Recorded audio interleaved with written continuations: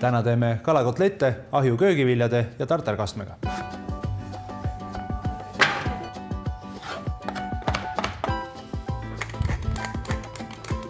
Köögiviljad on maitsestatud, lähevad 40 minutiks ahju. Siia võib panna ükskõik mis köögivilja, brokkolit, lillkapsast, mis meeldib. Valmistame kalahakliha. Selleks võib kasutada ükskõik millist kala. Minul on siin täna latikas ja särg, üsna luised kalad, aga läbi hakklihamasina siis luud purustatakse ära.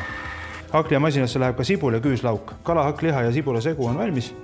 Segame see sisse tilli, siis segame siia kodujuustu, siis läheb pisut riivsaia ja üks muna. Ideaalis võiks lasta seista 10-15 minutit, et riivsai imaks natuke niiskust endasse.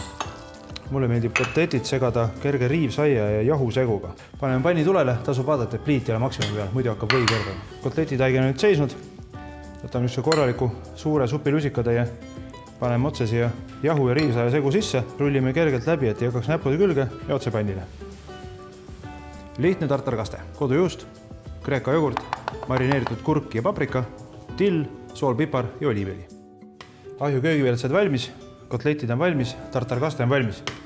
Hea on meeles pidada, et pool portsjonist, mis sa sööd, võiks olla köögiviljad. Kalakotletid, tartarkastme ja ahju köögiviljadega. Tervis maitseb hästi!